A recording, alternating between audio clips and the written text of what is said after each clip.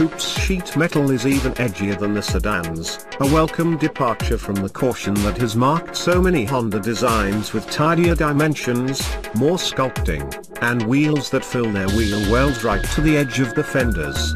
The Coupe shares the sedan's 106.3-inch wheelbase, a sizable 3.1-inch stretch versus the previous generation.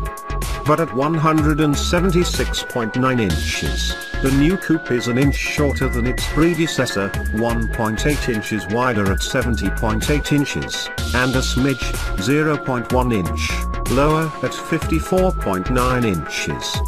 It also has much wider tracks, 60.9 inches front and 61.5 rear. Although overall length has shrunk, the overhangs have diminished even more, and compared with the new sedan, the Coupe is 5.4 inches shorter, all of that chopped out of the rear overhang, and almost an inch lower. The net is a coupe that looks compact in the athletic sense, squat, taut, and ready to rock. Smaller dimensions and extensive use of high-strength and ultra-high-strength steel in the body shell ought to add up to reduced mass, but the official specifications are a little murky on this score.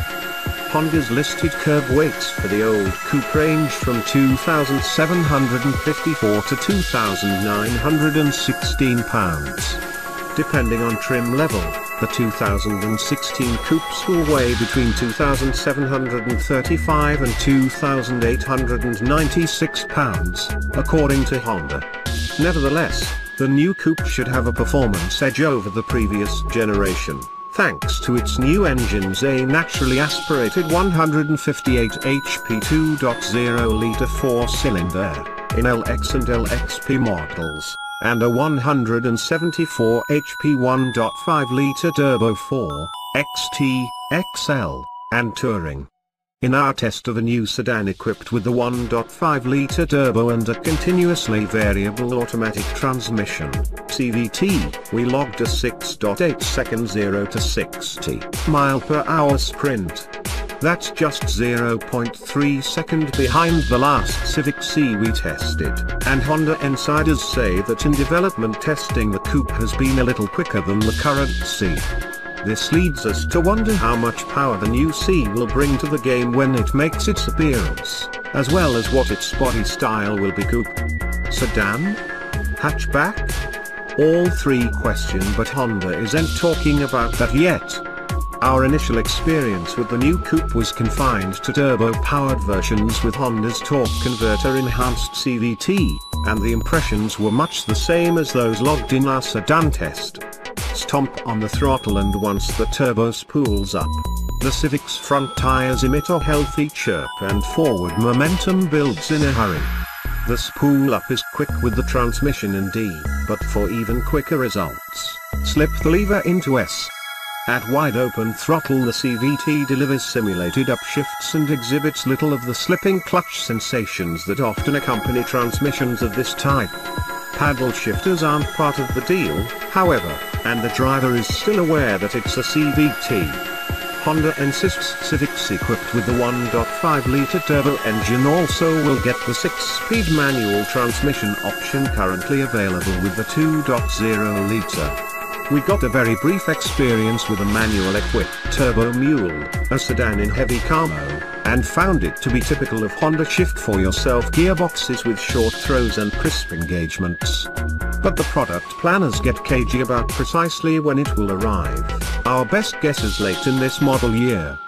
The new infotainment and safety features that made their debut with the sedan carry forward to the Coupe.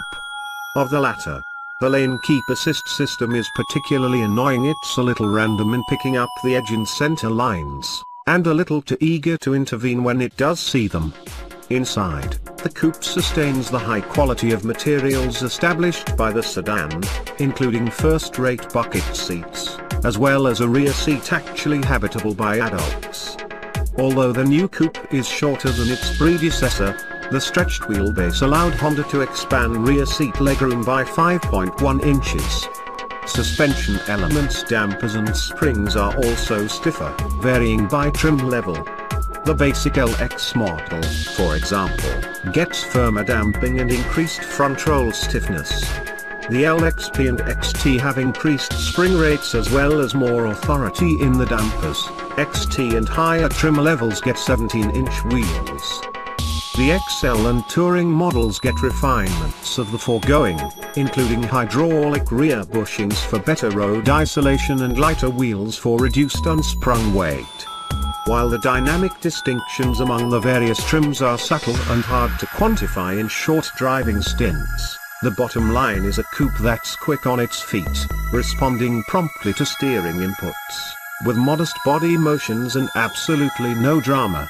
It's easy to be precise with the steering, as well, thanks to an electrically assisted rack and pinion system that's exceptionally quick, 2-point to turns lock to lock, accurate, and tactile. The steering wheel further enhances the process with its just right trim thickness and grippy feel. Like some other elements of the ongoing Civic saga, pricing remains an unknown at least until the mid-March on sale date. We have estimates, but that's complicated by the revised trim levels. There are now 5, culminating in the new Touring model.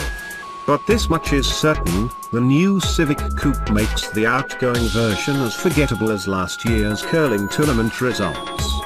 And the sportiness goes well beyond mere appearance.